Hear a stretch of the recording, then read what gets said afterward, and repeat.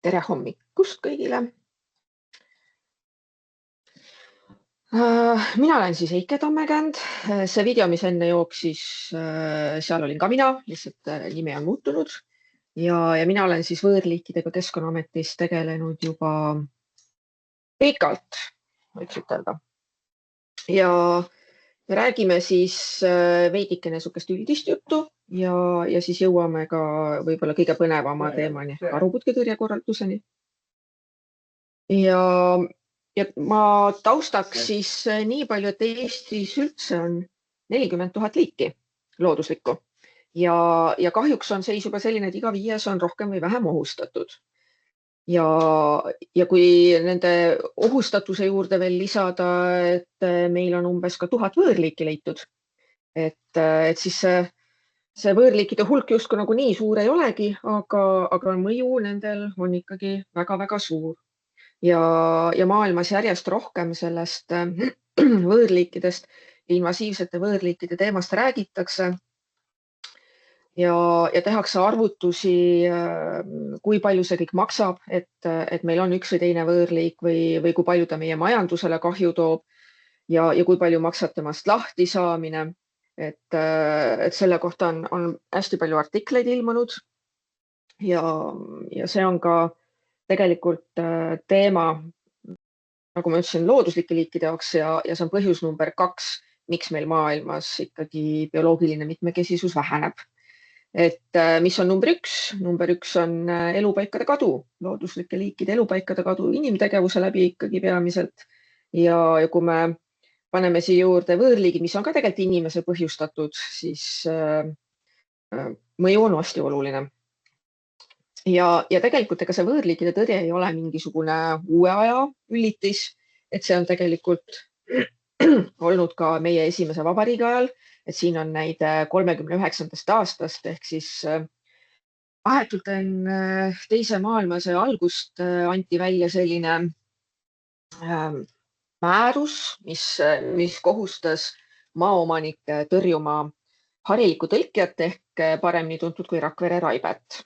Ja oli täiesti meetodid välja toodud ja piirkonnad, kus kui palju seda teha tuleb. Mis kahjuks juhtus, oli teine maailmasõda ja praeguseks me kõik teame, kui ilusasti meil need tee ääred kolletavad. Et oleks õigel ajal, sellel ajal see pidur peale saadud, siis see levik nii lai praegu ei oleks. Nii et ei midagi uut. Aga et mis asi on siis võõrliik? Et võib-olla ma siis väga pikalt äkki ei peagi selgitama, aga igaks juhuks kordame üle, et see on siis liik, kes ise ei oleks, räägime Eestist, meile jõudnud, vaid inimene on ta siia ühel või teisel moel toonud. Ja need toomised on siis kas tahtlikud, et me tahamegi seda siia tuua, või tahtmatud, et me tegime midagi muud, liikusime, tõime, vedasime, aga tuli kaasa, et nagu kaaspüük, et tahtlik ja tahtmatu. Ja kui nüüd mõtelda, et aga kui ta nagu kõrvalt riigist levib, et siin on ikkagi see vahe, et kui ta sinna kõrvalriik ehk näiteks Euroopa, Lääne-Euroopasse mingi liik on sisse toodud ja sealt ikkagi meieni jõuab lõpuks, siis ta ikkagi on meie jaoks võõrliik. Et ei oleks teda Euroopasse toodud ja oleks ta meile ka jõudnud. Ja siin tuleb vahet teha nüüd nii-öelda ka uute liikidega ehk et loodus on ka pidevas muutumises, liigid levivad ise, leiavad uusi sobilikke elupaiku, ka kliimamuutuste kontekstis, et meil on siin soojemaks läinud, et siis on meil päris mitmeid liike tulnud, just ka näiteks liblikaid ja ka Euroopa majaämblik. Ja siis niisugune palju kõneainet tekitanud liik nagu šaakal, mis alguses arvati, et on ka võõrliik ja tehti kindlaks ikkagi, et ta 2 erinevat trajektoori pidi ikkagi lõpuks meile jõudis. Et see võib küll aega võtta, aga siia ta sai ja ma olen nimetanud end võib-olla natukene võõras liik, et me ei ole temaga harjunud, aga kindlasti ei ole ta võõrliik. Aga kui mõtelda signaalvähk, et tema ikka Ameerikas siia, ma ei tea, läbi Atlandi põhja ikka ei jõuaks kõndida. Nii, et on võõrliigid. Ja siis sealt edasi on, paljud neist surevad, nad ei jää siia kasvama või elama, neil ei sobi siin ühel või teisel põhjusel. Hästi palju meie külm talv aidanud. Aga siis on ikkagi seltskond, kes kes jääb siia pidama, neile siin sobib, neil ei ole kas piisavalt kahjureid, haigusi, midagi, mis nende sellist kasvu pidurdab või nende paljunemist ja neil on väga soodsad olud, nad on jõulised, nad hakkavad kõvasti levima plahvatuslikult isegi mingil hetkel. See võib võtta rohkem või vähem aega, aga ühesõnaga nende arvukus on massiline, levik läheb massiliseks ja neid nimetatakse invasiivseteks võõrliikideks. Ehk et neil on käsil siin invasioon, nad vallutavad. Ja siis nendest invasiivsetest võõrliikidest omakorda tehakse riskihinnanguid, vaatlusi, analüüse ja pannakse kokku looduslikku tasakaalu ohustavate liikide nimekirjad. Ja need on nüüd siis need, mis on keelatud. Ehk et siin ei ole võrdusmärki selle vahel, et invasiivne võõrliik võrdub keelatud võõrliik. Et ikkagi need, mis päriselt keelatud on, mida ei tohi üldse tuua, mida ei tohi pidada, kasvatada, teda ei tohi olla sul, need on ikkagi eraldi määrusega kehtestatud. Et küll looduskaitseseadus ütleb, et see üleüldse ei tohi võõrliike loodusesse viia, aga siis eraldi on ka märgitud, et just looduslikku tasakaalu ohustavate võõrliikide nimekiri kehtestatakse eraldi ministri määrusega. Ja mis siis Eestis on keelatud? Räägime selle ka üle. Et meil on esiteks meie enda siseriiklik nimekiri, mis on 2004. aastal vastu võetud ja kuhu kuulub kokku 43 liiki. Ja siis on meil ka Euroopa Liidu nimekiri. Et Euroopa Liidu nimekiri on selline, kuhu on juba 3 korral lisatud liike juurde ja hetkel on seal kokku 88 liiki. Et kõige rohkem on ikkagi taimi ja järgmine suurem seltskond on kalad ja selle 2 nimekirja puhul siis samad liigid on 13. Et meie enda siseriikliku nimekirja hetkeseisuga ei ole uuendatud. Ja Euroopa Liidu nimekiri on selline, kuhu pidevalt lisatakse, et siin on hästi palju sellist nalja visatud või nagu ironiseeritud selle Euroopa Liidu nimekirja üle, et seal on ju nii palju neid liike, mis meil üldse ei kasvagi, et mis te teete nalja. Aga kui mõtelda, et Euroopa Liit on ikkagi sealt Vahemere äärest kuni Põhja-Soomeni, et siis tegelikult need tingimused on hästi erinevad ja see määrus ja kõik see nimekiri on nagu kõigil ühtemoodi. Et las nad siis seal nimekirjas olla, kui meil ei kasva, siis meil ju muret ei olegi, et ega see ei ole meie enda kehtestatud. Aga kes soovib täpsemalt teada, kes need liigid seal nimekirjas on, et eks muidugi saab guugeldades, aga siis on ka Keskkonnaameti kodulehel on eraldi võõrliikide leht ja seal on siis igasuguseid erinevaid viiteid ja muuhulgas ka siis viide Kliimaministeeriumi kodulehele, kes peab seda nimekirja, et duubeldanud me ei ole, aga seda on võimalik sinnani jõuda. Ja mis siis on see alus, kui me räägime võõrliikidest, et mis on meil see seadusandlus, mida ta reguleerib.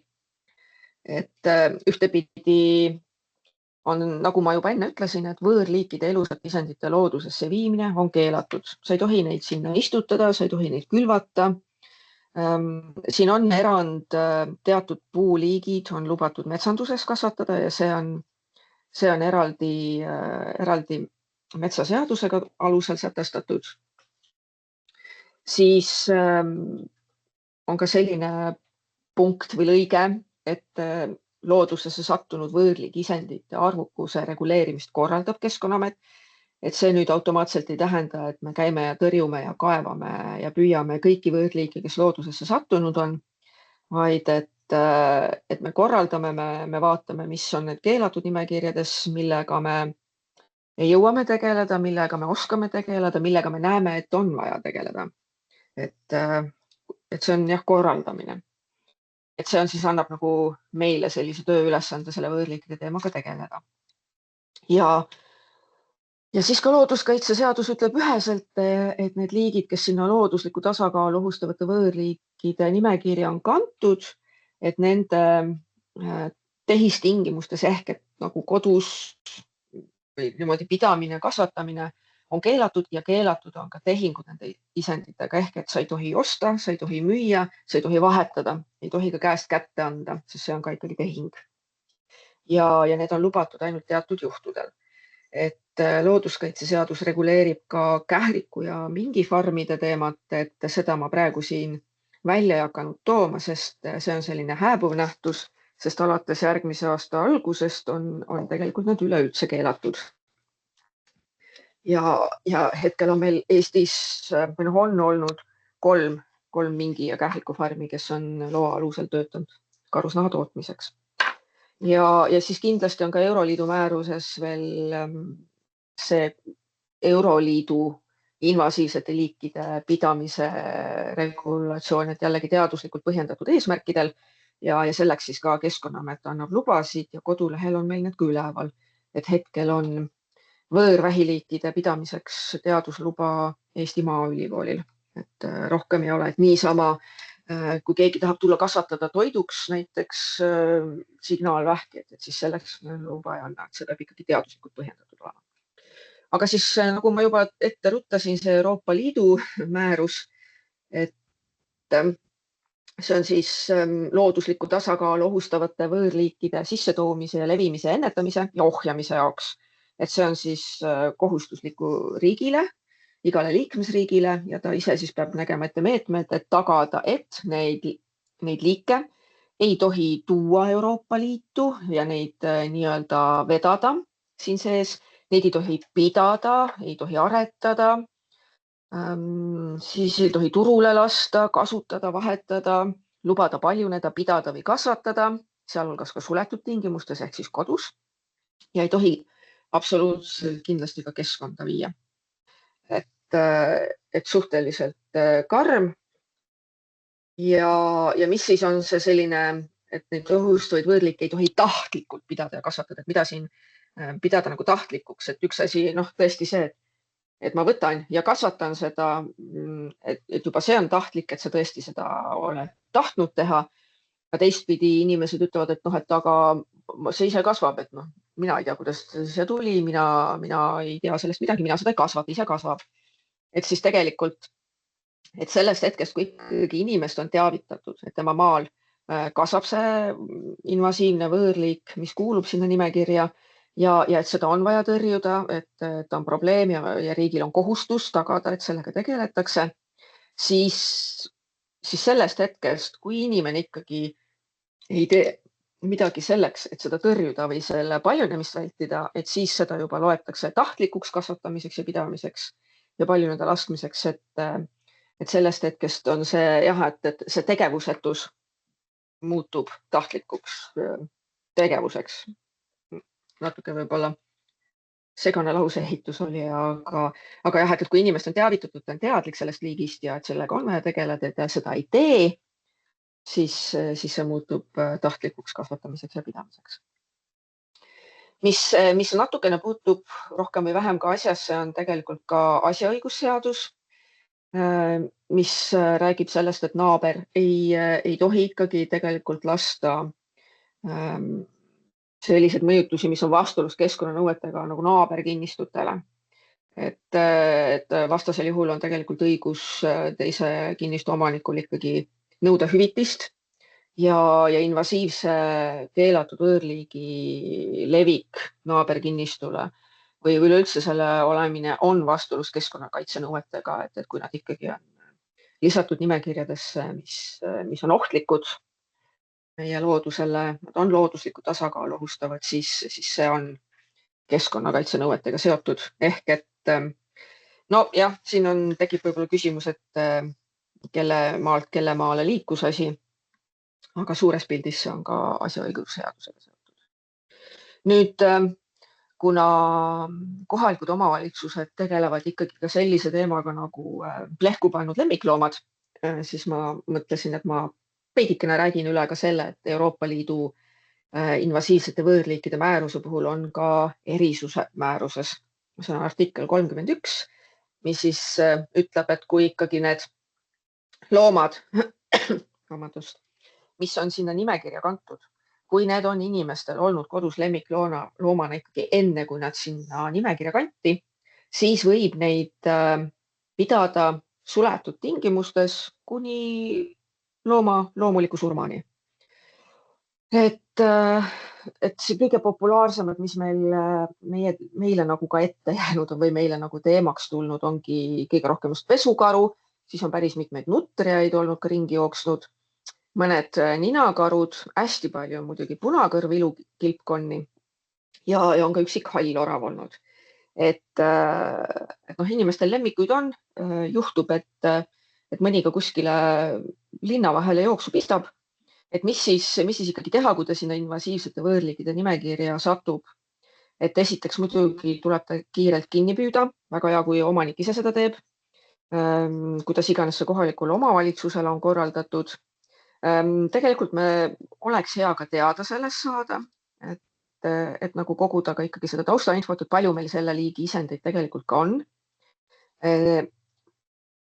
No tegelikult me soovitame ikkagi, et võimalikult kähku ta ikkagi tagasi saada sinna omaniku juurde ja ka tuleb peale lugeda sõnad, et seda ei tohi juhtuda. Ja kui nüüd väga by the book või selle seaduse järgi teha, siis tegelikult on meil õigus ka algatada menetlus selle omaniku suhtes, aga see ei ole selle määruse ja seaduste eesmärk, vaid päriselt eesmärk on see, et inimesed saaksid aru, miks see loom peab kodus olema, et see ei tohi looduses ringi tilbendada. Ja kui ikkagi seda omanikku ei leita, et siis proovime koos selle lahenduse leida, et mis selle loomaga teha. Aga jah, oluline, ta ei tohi paljuneda, et kui sul näiteks on ka juba enne nimekirja lisamist on see, ma ei tea, emane, isane, kes iganes, kas või pesukaru näiteks kodus olemas, siis see on siis vaba valik, et kuidas sa tagad, et nad ei paljuneks, kas sa pead neid eraldi puurides, et nad ei saa kokku või kastreerid, steriliseerid. Aga see tuleb tagada, et neid loomi, mis seal nimekirjas on, neid me endale ei taha. Ja kui seda looma enam ei taheta, lemmiklooma, mis erinevatel põhjustel, et siis tegelikult on võimalik see loovutada riigile ehk Keskkonnaametile ja riik siis leiab sellise koha, kus antakse ta vastutavale hoiule.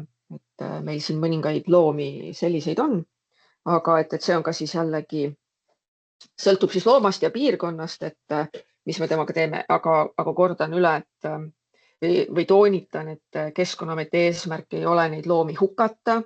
Ka selle Euroopa Liidu määruse see erisus ja see lemmikloomade teema on tegelikult ikkagi ka sinnapoole suunatud, et ei ole eesmärk eutaneerida ja hävitada neid loomi, vaid päriselt püüda tegeleda humaanselt või seda elu säästvalt, seniks kuni ta siis iseloomulikku surma sureb.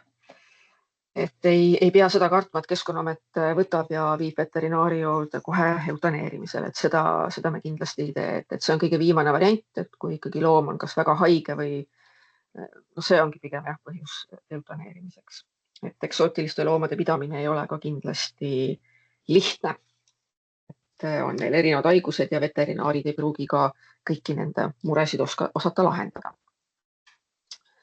Aga mis meil on siis sellised tuntuimad ja probleemsemad keelatud taimed? Räägime siis täna veidikene rohkem taimedest, et mis tõesti kuuluvad sinna keelatud nimekirja.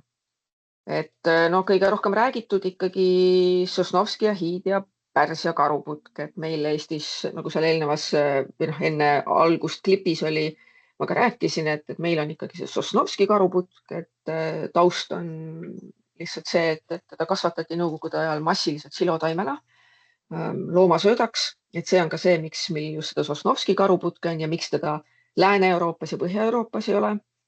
Et mujal Euroopas on ikkagi pigem hiidkaruputk, mis on olnud iluaiataim. Aga jah, meie stardipauk selle Sosnovski karuputkega oli lihtsalt märkimisväärselt suurem, samamoodi ka näiteks Läti, kus on seda karuputke nagu veel rohkem. Siis, mis on järjest rohkem probleeme tõstatanud ja tegelikult ka kelle levik on väga äkiliselt kasvanud, on verev lemmmalts, mis on nagu teistpidi keeruline, et on lihtsalt nii ilus, et siis seda tõrjuma peab. Siis, mis on kindlasti juba kontrolli alt tegelikult väljunud ja sellega riiklikus mõttes ei olegi võimalik enam midagi tegelikult teha, ta on nii laialdane ja massiline, on Kanada kuldvits. et on Tartu ümbrus, siin Are kant Pärnumaal on väga palju piirkondi, mis on nagu tuntud tegelikult, et nad suve lõpus, sügise alguses on kuldkollased täiesti ümberringi. Et tema siis niisugune jäätmaade liik olnud, et kus ta nagu hästi kiirelt on kanda kinnitanud, aga sealt edasi igale poole mujale ka levinud. Siis, mis järjest rohkem probleeme põhjustab, järjest rohkem ka Keskkonnaameti poole pöördutakse küsimuste ja kaebustega, on tegelikult need pargitatrad, mida nimetatakse ka konnatatrad, kuradipambus, tal on väga palju nimesid. Aga endiselt on inimesed, kes neid istutavad enda laeda ja ikkagi üks peamisi kaebusi või millega Keskkonnaameti juurde jõutakse, on see, et naaber pani, aga see tuleb minu aeda, mina ei taha, aga naaber pole nõus tõrjuma. Et see on niisugune hästi populaarne lähenemisviis või viis, kuidas see Keskkonnaametisse jõuab. Aga et need on ka tegelikult see Sahhalini ja Voolia pargitatar ja nende hübriid on Eestis keelatud. Et seda on ka juba järjest rohkem loodusesse jõudnud ja just nagu aiaprügiga. Siis, mis on vähem räägitud, aga mida me Eestis teame, et meil on ka üksikud kohad, on Ameerika kevadvõhk. Me oleme näinud ja katsetanud ka tõrjet või meil on lastud kaasa lüüa Ameerika kevadvõhatõrjes Soomes ja Rootsis ja seal on hästi näha, et see on tõsine probleem. See on väga keerulistes sellistes märkades kasvukohtades, jõe ääred, Soomes kõik need siuksed mereääred, mis on need mereäärt on Soomes palju, seal on sobilikke märge kohti küll ja küll. Tema seemned on samamoodi 10 aastat idanemisvõimelised ja need on kohad, kus näiteks ka ei tohi herbitsiide kasutada ehk et see on puhtalt kaevamine või Rootsis me tegime ka trilvikute murdmist, et see on üks väga suur nuhtlus seal. Siis, mida me teame, et on aedades, me oleme seda kuulnud, et on meil nüüd loodusest hetkel, me ei tea, aga on siidaskleepias. Et see on ülihea meetaim, see väga meeldib, kes iganes on nektaritoidulised, kimalased, mesilased, liblikad. Aga me oleme näinud, meil on räägitud seda, kuidas Leedus ta oli aastakümneid oli kuskil seal ühes vanas mahajäetud taluhoovis ja siis ta ületas ühe teatud piiri. Ta hakkas nii hea, et hakkas tuul levima ja seemneid ja uusi taimi on leitud isegi 8 kilomeetri kauguselt. Et see on tegelikult liik, mis kui kuskilt leida vajab koheselt tegelikult reageerimist, et mitte tekitada järgmist massilist probleemi.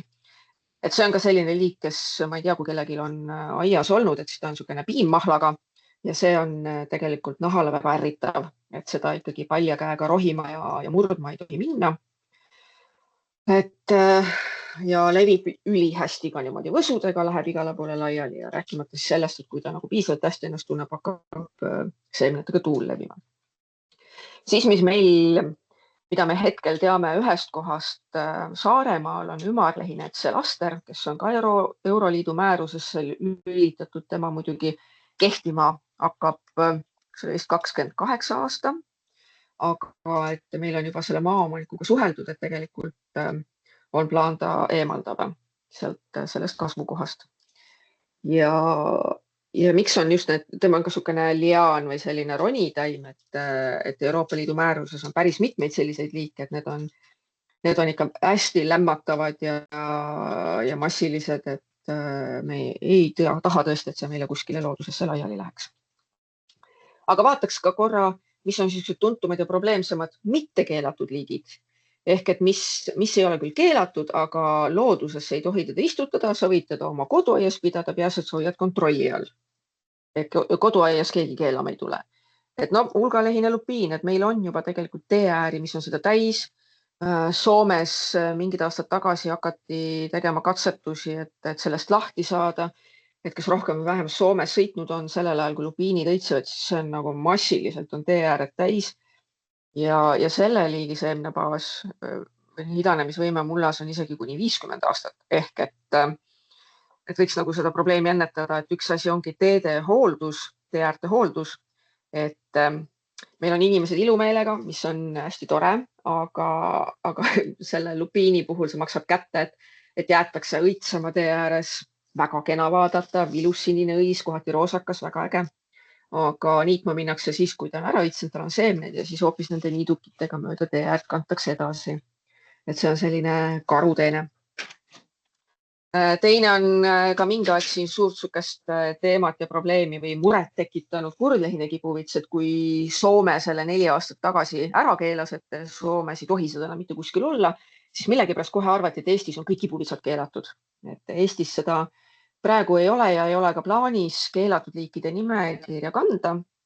Ja küll aga on meil ta mureks muutunud, et meil on väga suur hulk rannikualasid juba tegelikult suured kibuvitsatihnikud. Oleme Soomes käinud seda ise eemaldamas, näinud, mida soomlased on teinud, oleme ka Eestis teinud mõnel kaitsealal selle eemaldamist koostöös ELF-iga. Ja see on üks väga vintske ja visasell ja kui ta ikkagi randa sisse ennast sätib, siis ega sellest ilusast luitamaastikust midagi alles ei jää.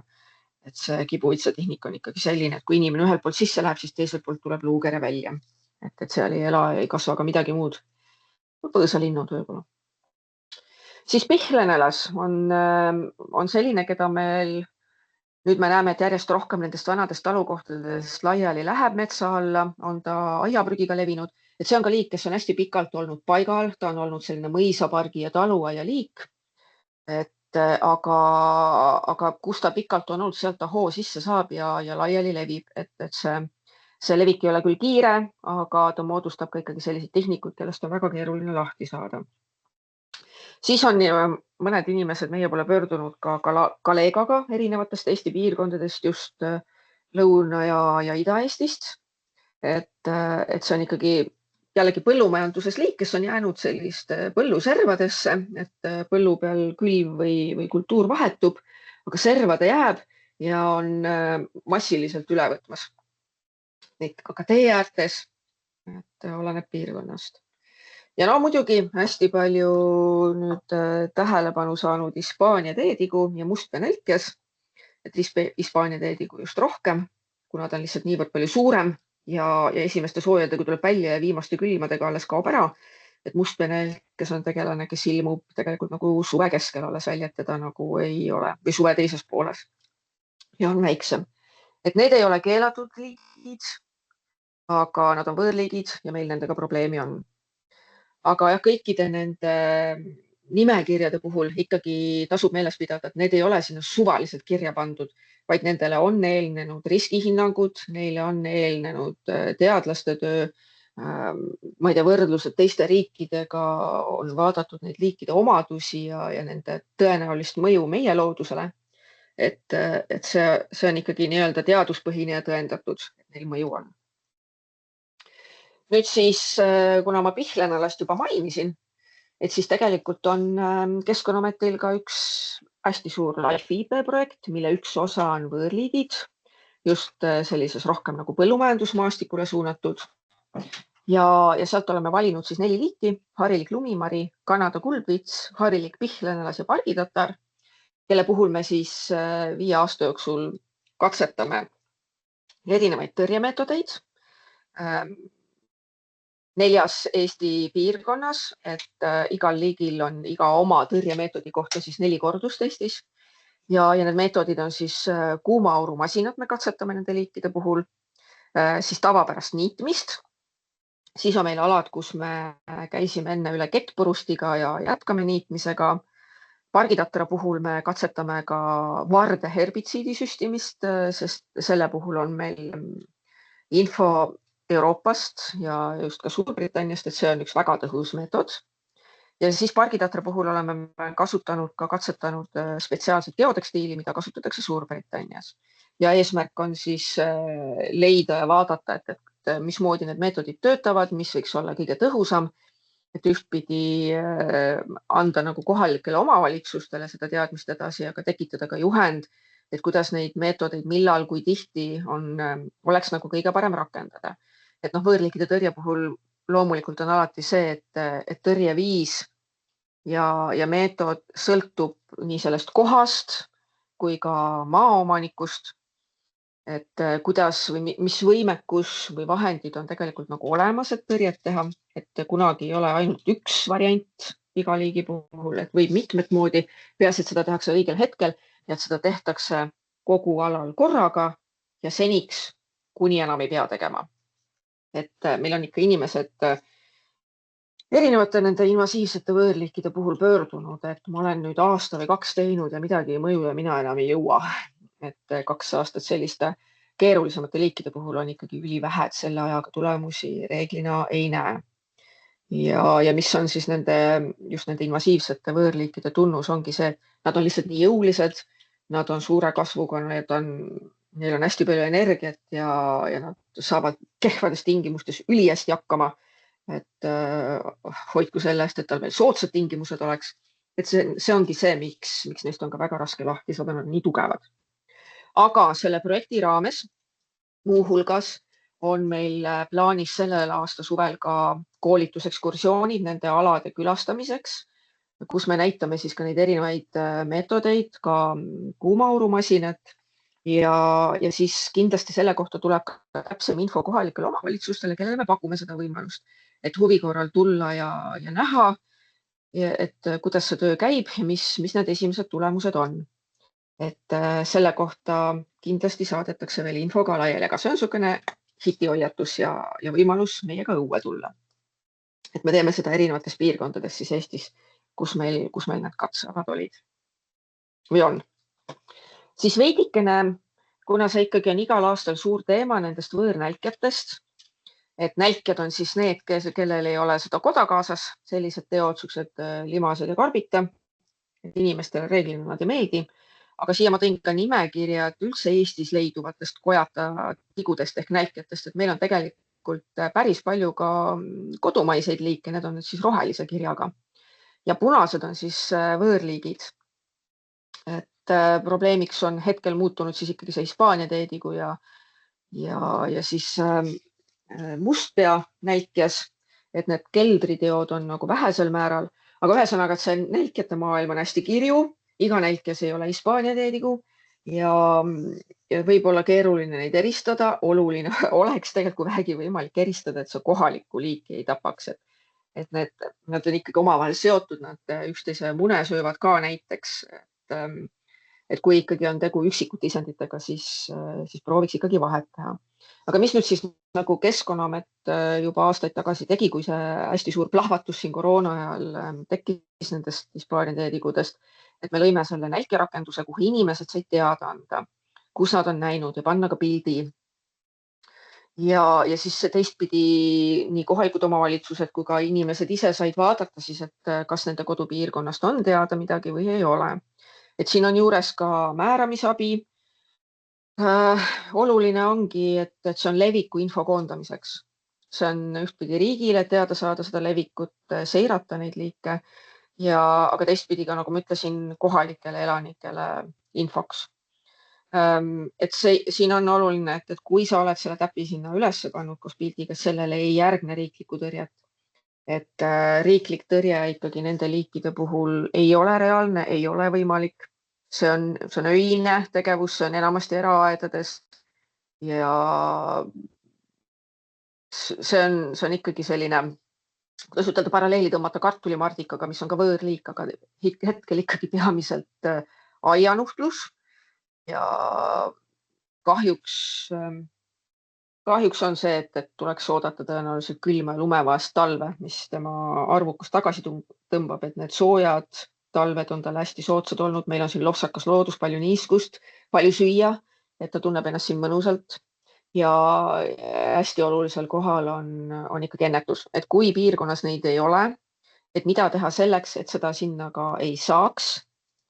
Muidugi tõenäoliselt võib juhtuda, et mingil hetkel on see levik lihtsalt selline, et Eestis pole enam väga kohti, kus teda ei oleks.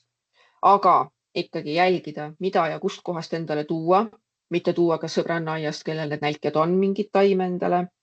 Kontrollida ikkagi neid mullapalle ja neid istikuid, mida kuskilt osta, sest aiandusärid on kahjuks ikkagi see koht, kus nad on alguse saanud Lääne-Euroopa iluaia taimedega sisse toodud. Tuleb jälgida, tuleb sügavale istutada, mis taimed on võimalikud, tuleb mullast puhtaks pesta.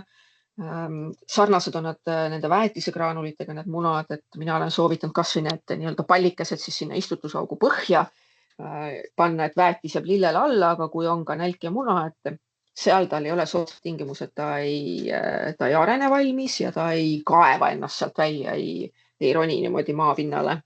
Et ja kui on esimesed isendid, reageeri kiirelt. Et pigem ongi tegelane, kellega siis nendes piirkondades, kus ta on, tuleb lihtsalt ära harjuda. Hästi hea pidid olema muskuspardid, jooksupardid, et kes neid söövad. Et kui nende levik on massiline, siis lihtsalt looduslikud vaenlased enam ei toimi. Et tõenäoliselt on ka see koht, kus looduslikke vaenlasi väga ei ole, et meil ikkagi meeldib juba järjest enam neid aedasid hoida hästi ülipuhtana.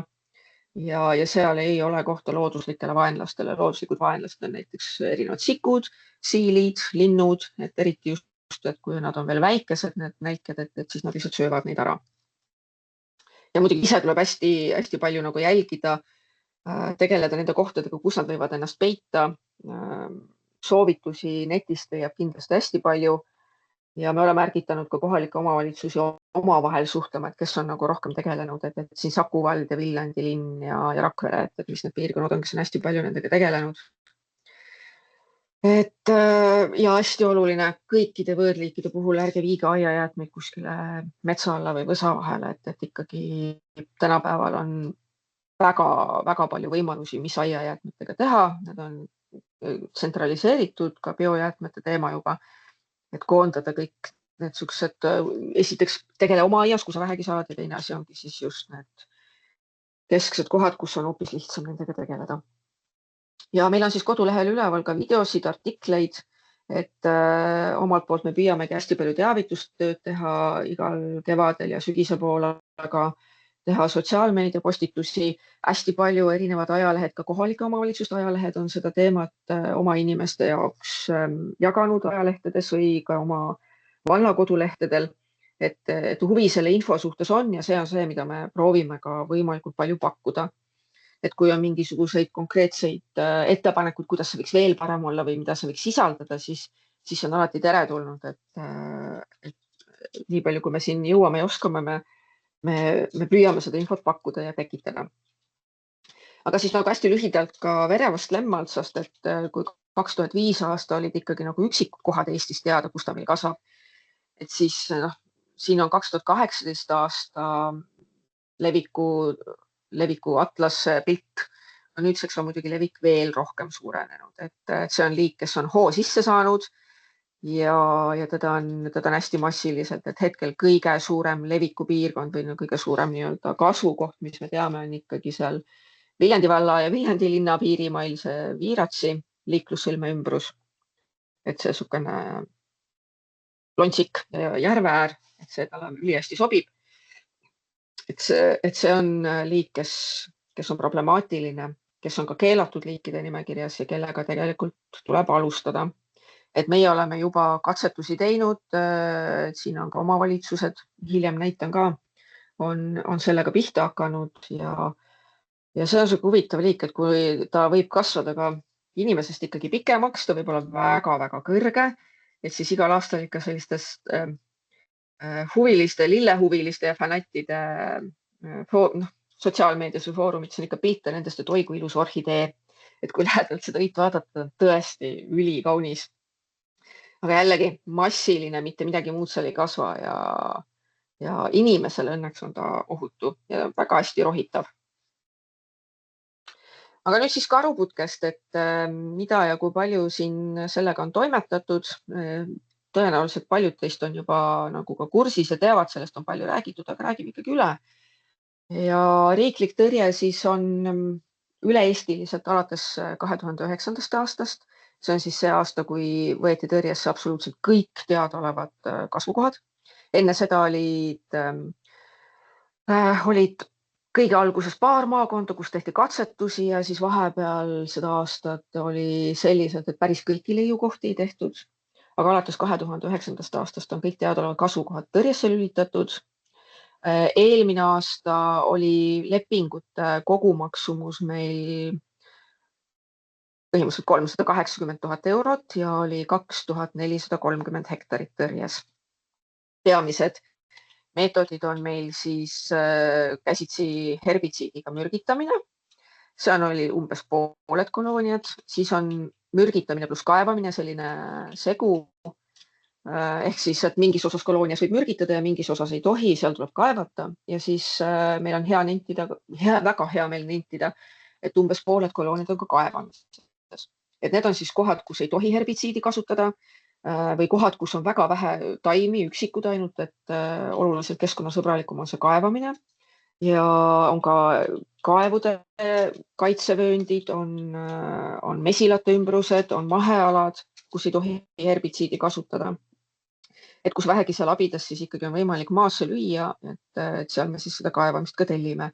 Ja siin graafikul on näha siis sinised tulbad on siis see tõrjes olev pindala ja sellised beežikad või hallid tulbad on siis see pindala, mis meile teadaolevalt, kus tõrje on lõpetatud ja me veel jälgime, et kas midagi äkki kasvab sealt välja. Et seal võib olla mitu aastat mitte midagi ja siis järsku tuleb võib-olla üks taim, kellega on vaja kiirelt reageerida, et see tõrje uuesti algusest peale ei hakkaks. Et natuke on nagu näha, et tekkinud on mingisugune selline 2500 hektari lähedale künnis. Et videos ka enne oli, et justkui nagu riiklik tõrje justkui ei toimiks, et muudkui ka pindala kasvab ja kasvab. Et aga see on ikkagi see, et nagu seal öeldud, et sul on see ala, mis on alguses tuugalt taimi täis hästi tihedalt, aga sa teed seal tõrjet aastaid ja siis see hõreneb, aga ega sa pindala väiksemaks ei saa.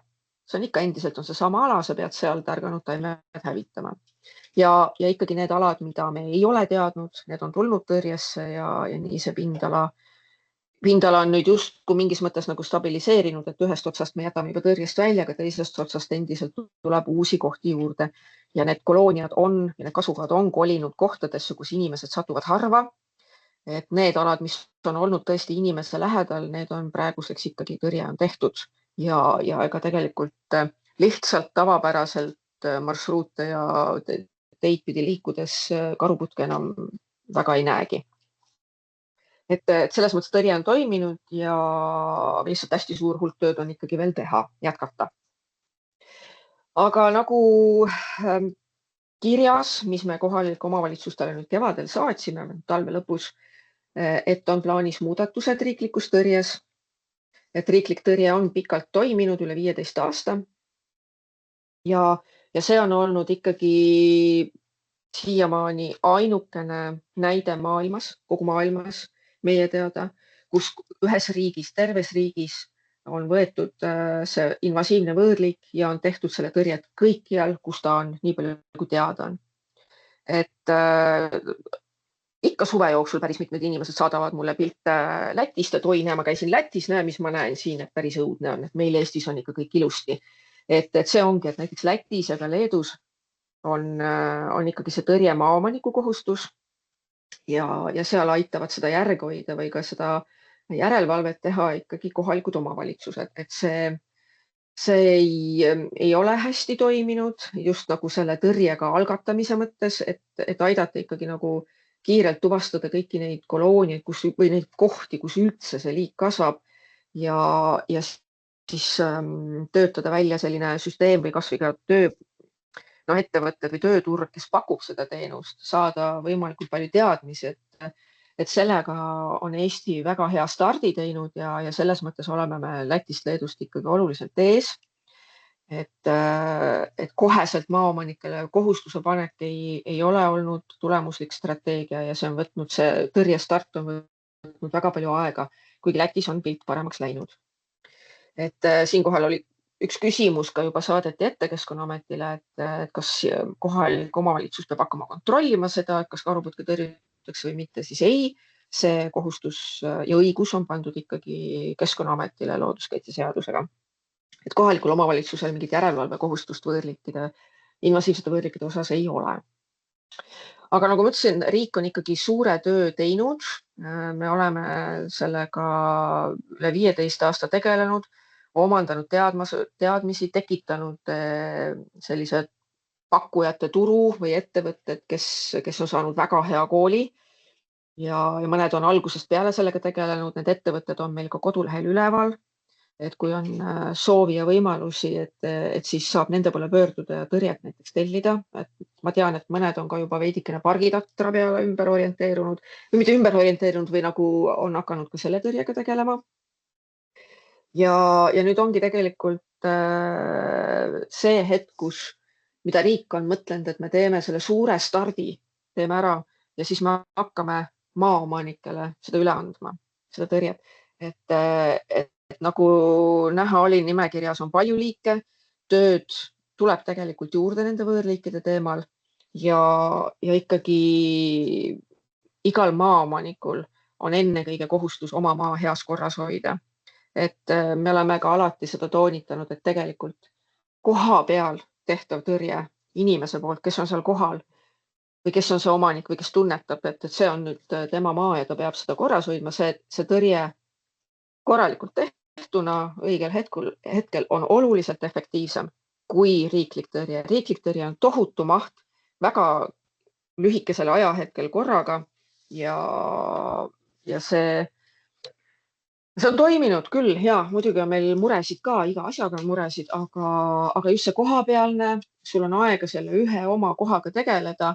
Sul ei ole nagu jooksu pealt vaja 500 hektarit näiteks 2 kuuga ära teha. See on oluliselt tulemuslikum. Ja sa saad reageerida, kui näiteks tõrje ei toiminud, sul on see pidevalt nagu silme all, et sa jõuad sinna kohta hoopis tihedamini. See on efektiivsem. Ja mis siin salata, et riik ei jaksa seda tõrjeskeemi enam pidada. Just ka seetõttu, et neid probleeme või neid töömahtu järjest kasvab. Meil on ka keerulised ajad ja on vaja koos seda tegevust tegema hakata. Et kuidas siis meil see plaan on? Et sellel aastal Keskkonnaamet endiselt tellib terves Eestis tõrje, sõltumata siis maaomandist, sõltumata maa sihtotstarbest, nii nagu me alati teinud oleme. Siis järgmisest aastast on soov, et kohalikud omavalitsused munitsipaalmaadel võtaksid selle tõrje üle. Ja selle kohta me saatsime ka kirja, et te juba oleksite kursis, et me saaksime teid vajalike teadmistega toetada. Ja eramaa puhul annaksime maaomanikele üle väikesed ja kerged kolooniad, kus tõesti suurem töö, väga suur töö on ära tehtud või mis ongi juba eos hästi pisikesed ja kerged, et ongi nagu mõned taimed. Et riikliku tõrje mure nende suurte ja pikalt tõrjes olnud aladega ongi see, et ta töötab hästi, kui on massiline tihedus, suur tihedus taimedest. Aga kui tõrjuje ülesanne riikliku lepingu raames on käia ja otsida viimaseid üksikuid, siis ta enam nii efektiivne ei ole. Ja see ongi see koht, kus on kõige lihtsam ikkagi maaomanikul käia oma maa läbi korra või paar suve jooksul ja need üksikud taimed üles leida ja kaevata. Aga kõik, mis on siis ülejäänud maad, et on ikkagi Keskkonnaamet teeb hanke ja on riiklik tõrje. 27. aastaks, et me siis samamoodi munitsipaalmaal endiselt kohalik omavalitsus jätkab. Eramaal me lisaks anname maaomanike tõrjesse ka sellised keskmise raskusastmega kolooniad ja ülejäänutega nii rasked kolooniad kui riigimaa jätkab siis ikkagi Keskkonnaamet. Ja alates 28. aastast on siis see plaan, et riigimaal jätkab riik, et ikkagi see reegel, et kui tõrjet oodatakse ja maaomanikult, siis riik peab näitama eeskuju ja peab kindlasti ka ise tegema. Ja siis ongi see plaan, et on tõrje täielikult üle antud maaomanikele. Et kui peaks ilmnema võimalusi või raha, töökäsi, siis me ei välista, et võib-olla ka jätkatakse, seda me ei oska ütelda. Et meil on tegelikult väga hea meel, et ka selleks aastaks ja nüüd järgmiseks paariks aastaks ikkagi vahendid leiti, et see üleminek oleks sujuvam, et meil oleks võimalik teha ikkagi teavitustööd. Ja sellega oleme alustanud, nagu ma ütlesin ja nimetasin, et me oleme kohalikele omavalitsustele juba teada andnud, kui nende munitsipaalmaal on karuputke. Samamoodi on meil plaan teavitada kevadel, kui tõrjetööd algavad, kõiki maaomanikke, kellel karuputk on, et anname teada, et teie maal on karuputk, et riik sellel aastal tõrjub, aga edaspidi hakkame vaikselt üle andma, et ootame ka maaomanike panust nüüd tõrjesse, et suur stardipauke töö on ära tehtud. Et seda me plaanime teha ka nii meedias, sotsiaalmeedias, nagu ma ütlesin, saata ka kirjad ja need kirjad me saadame e-maili teel, et me ei hakka nii-öelda paberkujul postkastidesse kirju saatma. Et teavitus. Ja sügisel me siis saadame kirju ka nendele maaomanikele, kellelt me ootame, et 2026. aastal hakkaksid nad ise tõrjet tegema. Et kindlasti ma palun meelde jätta või aru saada sellest, et kui me nüüd maaomanikke teavitame, et neil karuputk on, et siis ei ole võimalik see, et riikliku tõrje raames need tõrjujad jõuaksid kõikide maaomanikega nende maal koos seda tõrjet teha, see ei ole võimalik. Nagu ma ütlesin, riiklik tõrje on hästi intensiivne, lühikese perioodi jooksul tohutud hektarid on vaja ära teha. See sõltub kohutavalt palju ilmast, millal seda tõrjet saab teha ja sellest, kuidas tõrjuja kuskilt maalt mingist kolooniast järgmisesse on jõudnud käesoleval päeval või järgmisel päeval või eelmisel päeval. Et seda me ei jaksa teha, kindlasti me ei jaksa ka kõikide inimeste juurde koju minna ja näidata seda. Et eks see on ka midagi, mida me sinna kirja paneme, et inimesed oleksid teadlikud. Loomulikult, kui tõrjujad nähakse ja juba ka varasemalt tegelikult väga paljud maaomanikud on teadlikud ja on seda näinud, mis tehakse. Et kui niimoodi kokku satutatakse, loomulikult tõrjujad peavad suhtlema ja ka suhtlevad. Aga et me saadame kindlasti ka meeldetuletusi kevadel, et me teile sügisel kirjutasime, et nüüd on tegelikult õige aeg ikkagi alustada tõrjega. Juurde kõik juhised, soovitused, absoluutselt kohustuslik osa. Et nagu ma ütlesin, massteavituse ehk siis üldse maaomanike teavituse plaanime ikkagi e-kirja teel teha, mis on siis riigi postkastiga seotud, et kellel on siis ta seotud oma isikliku meiliga või mitte, et see on juba tegelikult inimese enda kohustus tagada see, et riik saab talle infot saata. Ja meil on ka hästi suur kohustus selle kõigega omada juhiseid, panna neid kodulehele, jagada kõikvõimalikku teavitust, kuidas seda peaks tegema, kuidas seda kõige lihtsam teha on, mis on variandid üldse seda teha, seda tõrjet. Ja nagu ma ütlesin, teavitus, et me oleme igal aastal seda teinud ajalehtedes, seda ka jätkame. Sotsiaalmeedia tõenäoliselt korjavad üles ka raadiod, kas ka televisioon, ma ei tea, et ühesõnaga sellele me rõhume hästi palju. Ja kohalikel omavalitsustel ja juriidilistel isikutel on tegelikult võimalik taodelda Sihtasutus Keskkonnainvesteeringute Keskuse looduskaitseprogrammist projektiga raha. Et kui see voor avatakse ja seal see võõrliikide tõrje on nagu võimalik on taotleda selleks, siis ja kui seda raha jätkub, siis seda jagatakse. Et tavaliselt on need looduskaitsevoorud sügisel, ehk et siis ongi parasjagu aega nii-öelda suvel siin plaane paika seada ja sügiseks projekt esitada, mis siis otsus tehaksegi seal aasta lõpus ja on uueks aastaks teadmised olemas, kas või kui palju seda raha selleks tõrjeks saab. Aga nüüd ma mõtlesin ikkagi, et ma kiidan ka kohalikke omavalitsusi, et jah, riik on palju teinud, aga meil on ka maaomanikke ja kohalikke omavalitsusi, kes seda tõrjet on teinud ja hästi tublid olnud, näitamaks, et tegelikult see kõik on võimalik. Et Tallinna Keskkonna Kommunaalamet on Tallinna linna piires väga palju tõrjet teinud ise.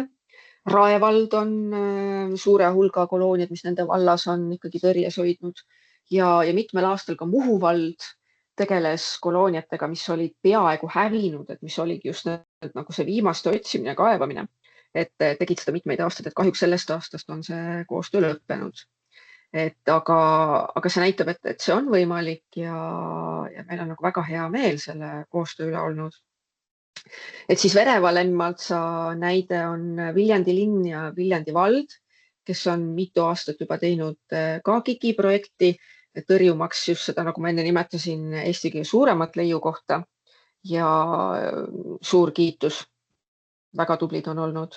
Ja nüüd on ka Viru-Nigula vallal projekt pargitattara tõrjeks vallamaadel, et jälle väga äge algatus ja see näitab, et tegelikult on võimalik, et peab olema tahtmist, peab olema sellist atsakust seda projekti kirjutada ja meie oleme omalt poolt püüdnud igati aidata nende meetoditega, soovitustega, lähteülesannete läbivaatamisega, et kuidas ikkagi oleks kõige parem tulemuseni jõuda. Ja jällegi, kuidas Keskkonnaamet saab siin siis abiks olla, et meil on väga palju alusandmeid leiukohtade kohta üldse, et meil on see just nagu karuputke puhul on väga hea andmebaas, väga pika ajalooga, et me teame, kus kohtades, kui kaua meil on tõrje toimunud, mis on tõesti need piirid, kus see karuputk levib, meil on ka Lemmaltso kohta see andmebaas olemas, teiste liikide puhul võib-olla vähem. Et meil on juhised ja metoodikad töö tegemiseks ja tellimiseks. Me oleme karuputke jaoks hästi palju ise aastaid ju tellinud. Me teame neid riskikohti ja me teame, mis on nagu kõige paremini on toiminud. Muidugi, mida väiksem ja vähem on kohti, seda lihtsam võib-olla on rakendada ka mingeid teisi meetodeid. Et meil on ikkagi selline, nagu ma ütlesin, väga intensiivne lühikese aja jooksul tehtav töö ja selle parima tulemuse saavutamiseks on meil siis lepingud välja töötatud ja juhised, aga seda kõike me saame jagada. Siis me ikkagi, nagu ma ütlesin, proovime teha võimalikult palju videosid, juhendmaterjale, selgeid, lihtsaid, maaomanikele samamoodi, et ikkagi mai lõpus mine seda karuputke kaevama, kui ta on väike, nii nagu seal videos oli.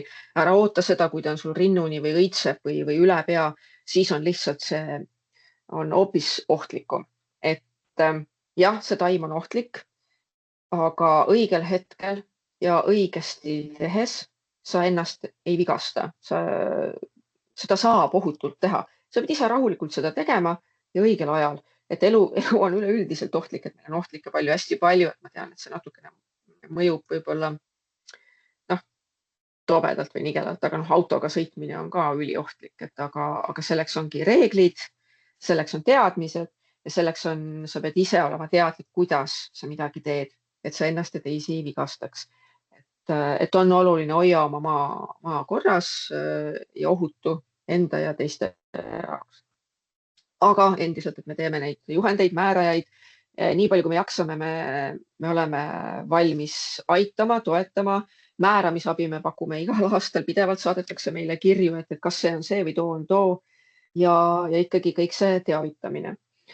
Et kuidas siin kohalik omavalitsus ka tegelikult saab hästi palju aidata oma elanikke, on samamoodi see teavitamine, et jagada neid materjale, mis meie oleme kokku pannud, jagada oma teadmisi, on see siis valla kodulehel, valla ajalehes või kui kodanik pöördub teie poole, et kas ta siis suunata sinna õigesse kohta seda infot vaatama või Keskkonnaametini.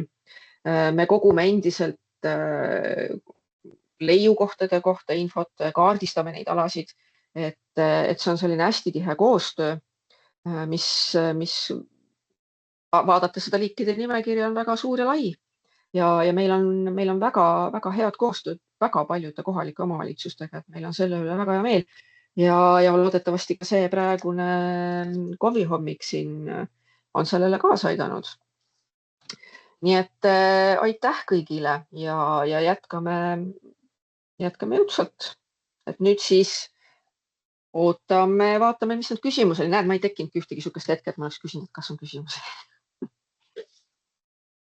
Nii. Ja tead, vestlusaknas on päris elav jutuajamine.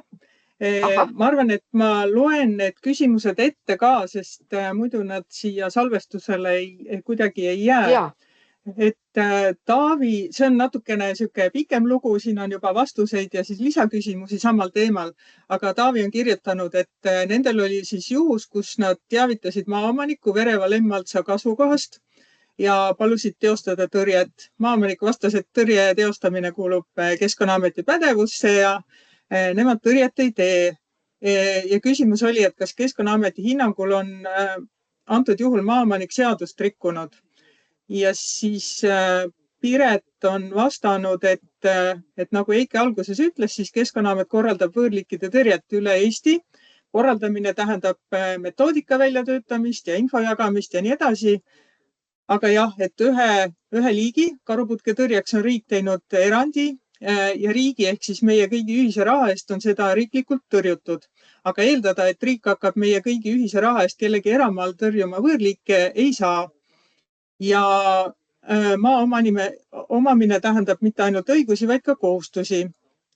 Ja siin läks veel teema edasi, et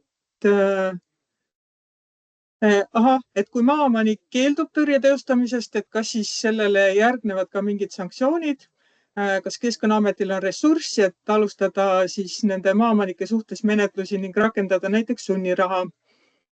Nii vaatame, siin oli vastus ka. Piret kirjutas, et järelevalve ressurssi on alati vähem kui peaks, aga jah, vajadusel menetleme. Riiklik järelevalve on endiselt meie töö ja kohustus. Saate edastada info Keskkonnaameti üldmeilile, kindlasti lisada ka valla poolt siis varasemalt maaomanikule edastatud info ja tema vastused, et siis ei pea nullist alustama. Ja inspektorite saabumisel ei saa maaomanik teha üllatunud nägu, nagu ei teaks kogu loost midagi.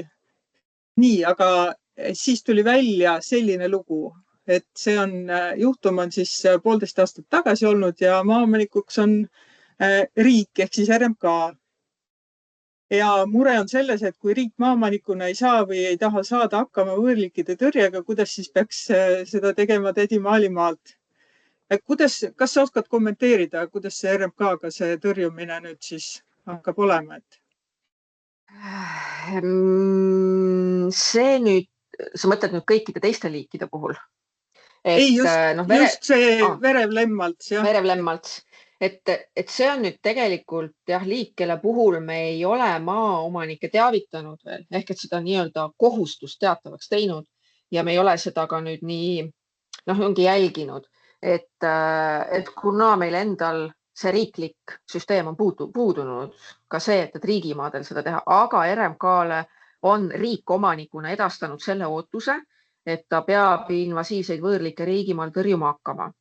Ehk et see süsteem on käivitunud lihtsalt seal samamoodi, kuna see on RMK-le uus asi, siis nad peavad kõik selle süsteemi välja töötama, kuidas seda peab tegema hakkama ja siis on ka see koht, kui riigimaadel on see tagatud, siis me kindlasti saame selle teavituse teha ka maaomanikele eramaal. Et jah, Keskkonnaamet siinkohal korraldab, et me ei käi tõrjumas igasuguseid võõrliike kõikide maadel ja jällegi järelevalve eesmärk ei ole trahvida ja sunnirahasid määrata, vaid juhtida inimeste tähelepanu, et selline asi nende maal on, mis sellega teha tuleb, kuidas seda on kõige parem teha ja suunata inimesi lihtsalt, sest enamasti inimesed ei ole pahatahtlikud ja orienteeritud sellele, et ma tahangi mingit jama korraldada, vaid nad lihtsalt ei tea või ei oska. Et selleks on ka see riik, et suunata ja aidata.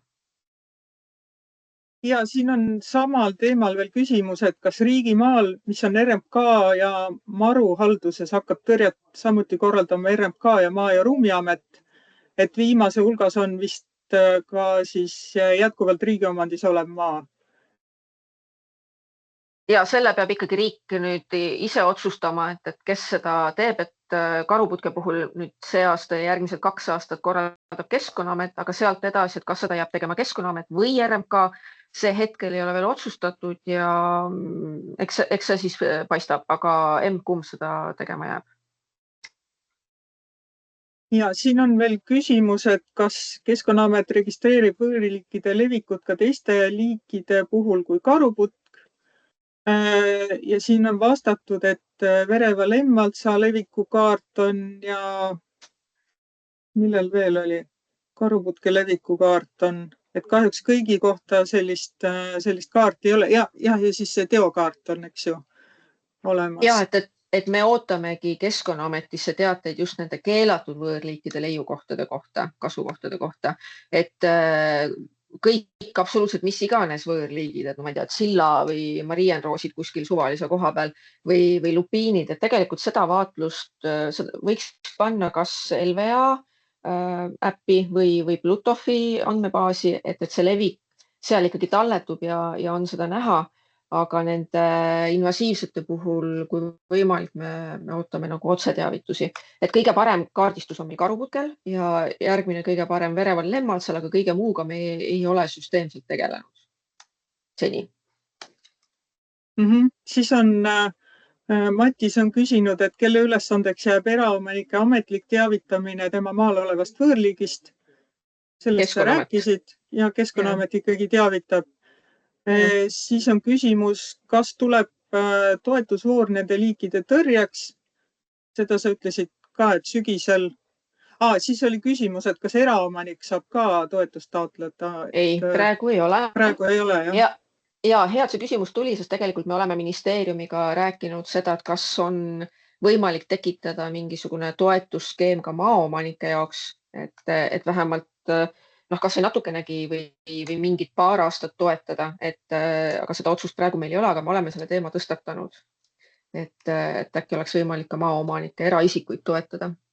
Ja mis me panime ka sinna kohalike omavalitsustele, kui me kirjutasime sellesse teavituskirja, et kui vallal on võimekust ja võimalust ja soovi, et võib-olla võtta kogu oma valla karuputked või vähemalt nende maaomanike karuputked ka nii-öelda enda hoolde, kes ei ole võib-olla võimelised ise seda tegema, et kas nad on vanainimesed, on nad, ma ei tea, puudega inimesed, paljulapselised, et haarata oma projekti või oma tegevusse ja siis teha veidikene suurem KIK-projekt, et see on ka teretulnud. Et seda võiks meile ka teada anda, et näiteks, et kui tõesti on see plaan, et siis meie riiklikult enam ei tee. See võib ka variant olla, aga jah, hetkel eraomanik ei saa taotleda. Saavad küll külaseltsid, MTÜ-d, kõik sellised juriidilised isikud. Nii, siis Kärt on küsinud, et kas oleks võimalik saada artikkel, mida jagada vallalehes, kus oleks kirjas, et maaomanikel on oodata vastavat meili, et seoses erinevate planeeringute ja muude menetluste käigus on näha, et meili teel võib info kaduma minna. Et artikkel on plaanis, aga ma ei tea, kas just seal see ka mainitud on, et me nüüd hakkame meili teel maaomanikke teavitama. Ma arvan, et see selline suur teavitus, mis me teeme, et tõrjetööd on alanud, et me võiks tegelikult sinna juurde panna küll, et kõiki maaomanikke me oleme ka teavitanud.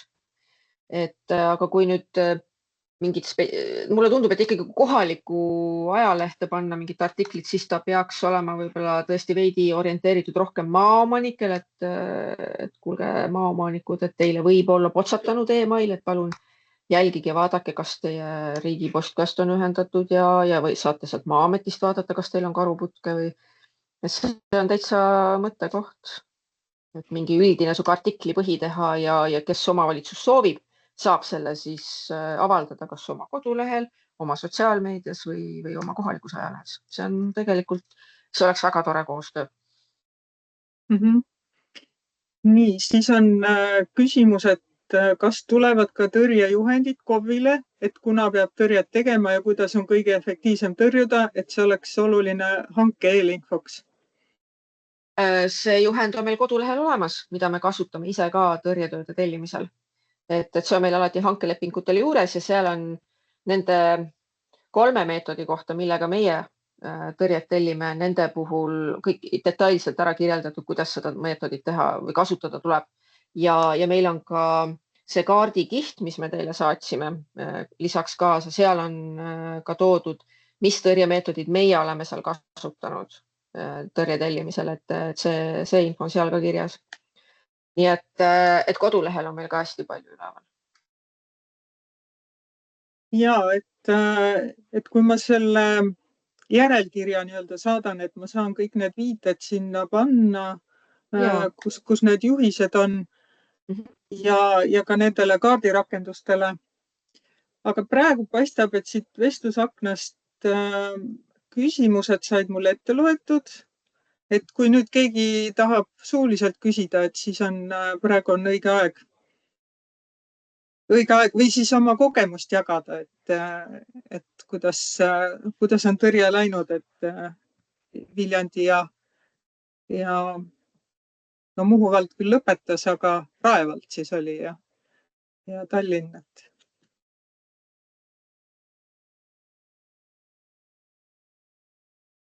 Ja me ei tea muidugi, kas sealt osalejaid üldse on. Ja seda ei oska praegu öelda, nii tähelepanelikult ei jälginud. Aga küsimusi tuleb kindlasti töö käigus. et see on alati, et eks me püüame võimalikult palju nõu ja jõuga abiks olla, et meie poole juba on kirjutatud selle teavituse peale ja oleme vastanud ja et see on jah, me saame aru täiesti jälle uus asi, millega nagu peab tegelema hakkama, aga õnneks meil neid kogemusi ja teadmisi ja materjale on. Et isegi kui te olete mingisuguse plaani nagu paika pannud, mingisuguse nii-öelda lähtülesanded, siis te võite ju meile kirjutada, paluda see üle vaadata, et kuidas meile tundub, et on seal nagu kõik olemas või ei ole. Ja kodulehel on ettevõtete nimed üleval, kes olid ka nõus, et me neid üles paneme ja nii-öelda reklaamime, et nemad on seda tööd teinud ja mis piirkonnas Eestis nad oleksid siis valmis seda teenust pakkuma.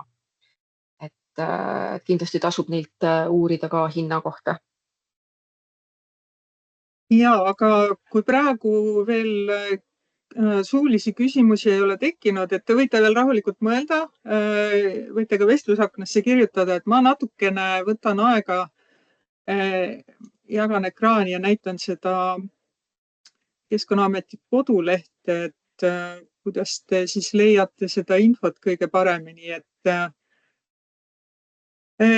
kui te siia avalehele jõuate, siis võõrliikide lehe leidmiseks on võib-olla kõige lihtsam siit võtta see esimene menüü esimene ots ja siin on kohe võõrliikide teema.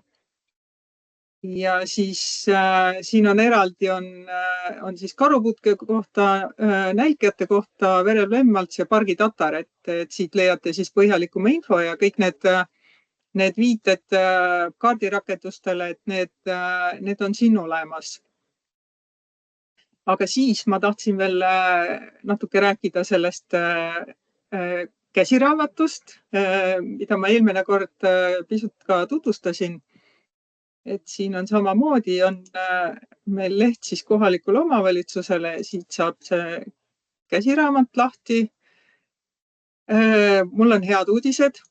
Seesama otsing, mis eelmine kord veel ei töötanud, nüüd on täitsa olemas ja töötab, et kui näiteks siia kirjutada märksõna, siis ta annab sulle need peatükid siin kohe, kus siis karuputke mainitakse. Aga muidu on võõrliikidest on siin eraldi peatükk, et saate siis siit ka uurida. Et see on siis siuke info, mis ongi koostatud just teie jaoks. Ja saate alla laadida, kas siis, ma ei tea, lehekülje kaupa, peatüki kaupa või siis terve raamatu.